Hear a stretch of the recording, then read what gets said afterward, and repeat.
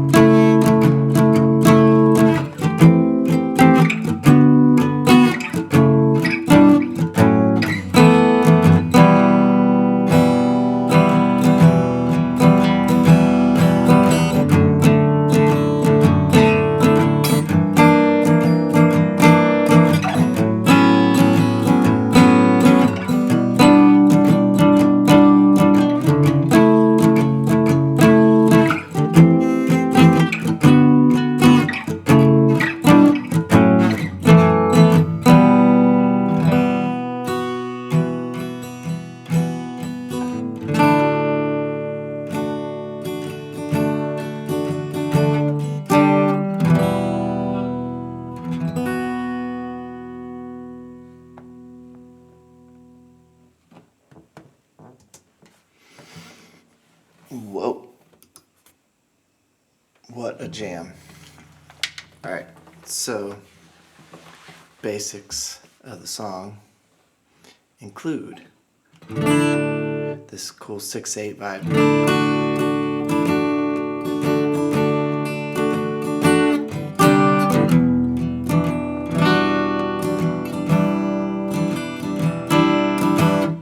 1, 2, 3, 1, 2, 3, 1. And the strum pattern is really cool, so that's check that out in the right hand here. So that's the main like verse part. It's just D, and then it's kind of like a C add 9, I guess, to E minor 9. So it's like between a minor 9 and a minor 7.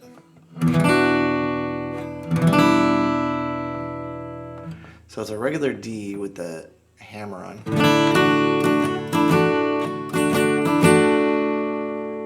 Not even hammer on, actually, it's all picked, except for that one.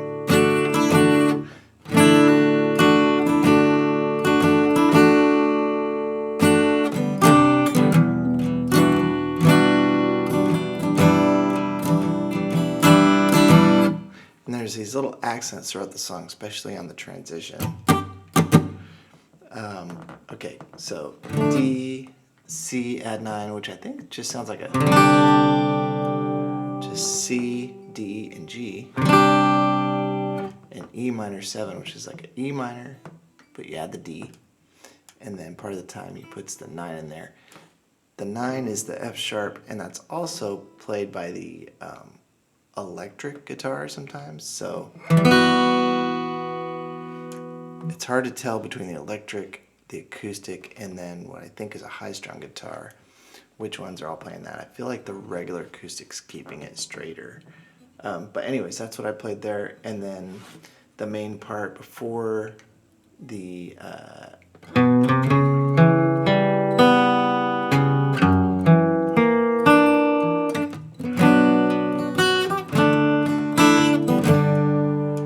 so the electric does this cool little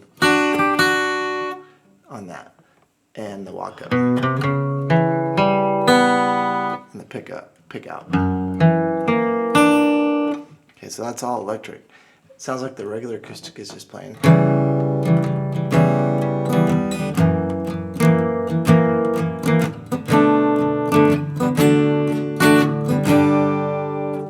So what that is it's a C sharp half diminished, which is C sharp, E, open G, and open B.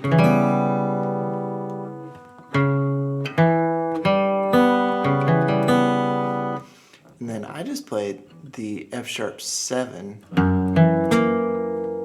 So F sharp, E, and A sharp. But the chord, the full chord, is a F sharp 7 sharp 5, which is this. Now I feel like that's in the electric, and the acoustic might just be playing the regular 7. And then it's a B minor, but I was playing it B, A, and D. More of an open sound than that. And D and G. So that whole part is C sharp minor flat 5, F sharp 7,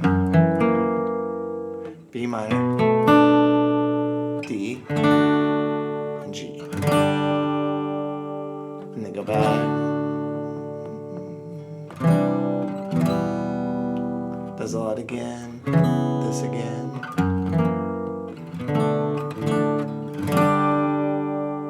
And then there's an F sharp 7. Sometimes man gets scared away. Right before that part. So that's an F sharp 7 chord, which is F sharp, C sharp, E, A sharp, C sharp, and F sharp.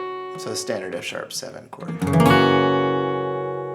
and then it goes like a regular B minor to E minor.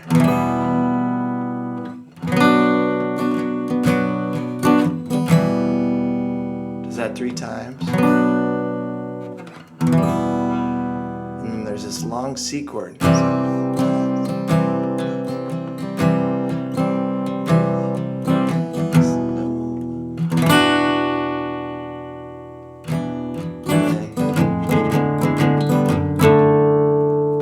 Build up into the next part sounds to me like a F diminished chord, which is F open D and then G sharp. It could be a B diminished over F because the bass could be playing the F, but it sounds like the guitar does this.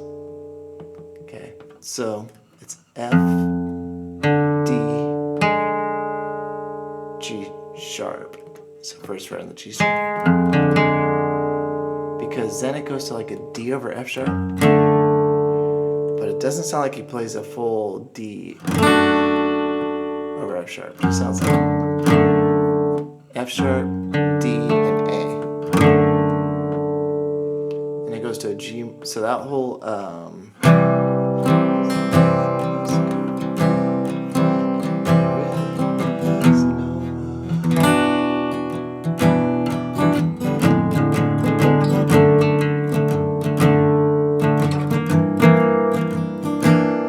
that's a G minor 6. So it's G, E, A sharp, and D.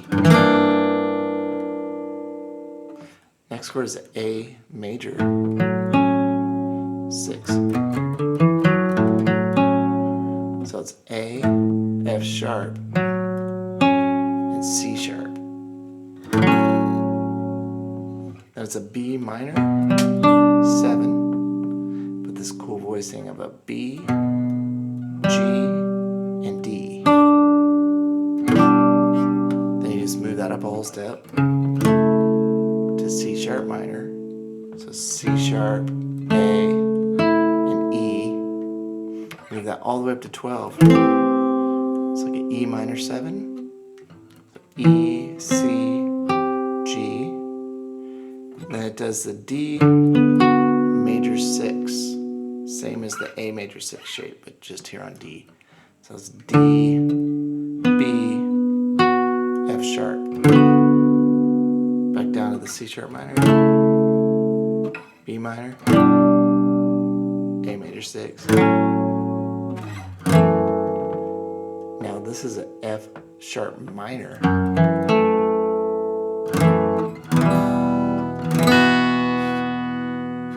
So the F sharp minor goes to the E minor 9 chord. And then they do this little breakdown.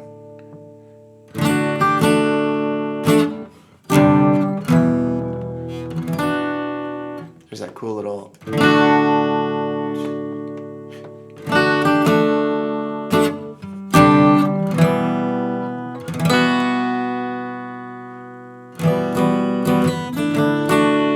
back in to the regular progression, and it goes back to the turnaround again. C sharp minor flat 5, F sharp 7, B,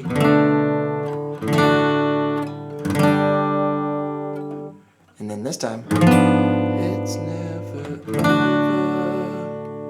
Before that part, it's a so I'm just too young.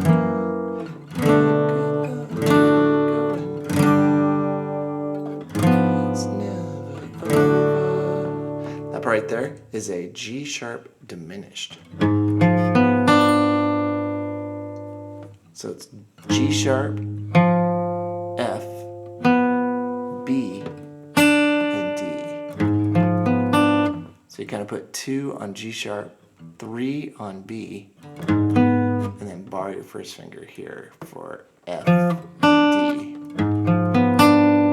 It's never, and then you're kind of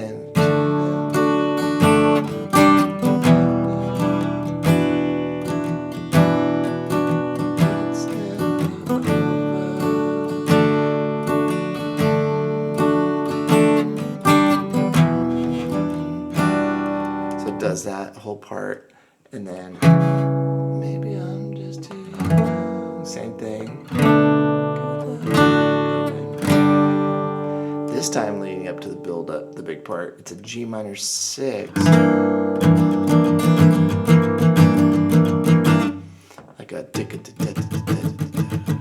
triplet feel. And then it goes back.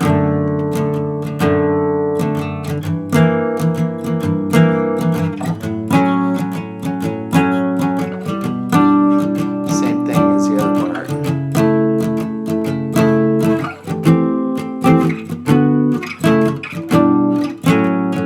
Oops, I messed that part.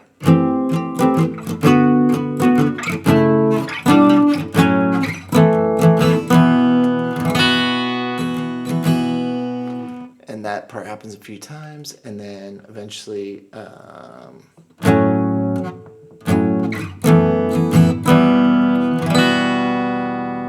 not too late.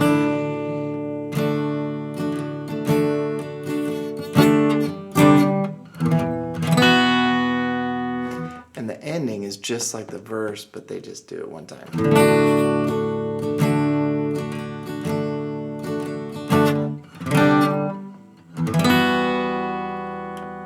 Ending on the E minor 9 chord. And there you have it.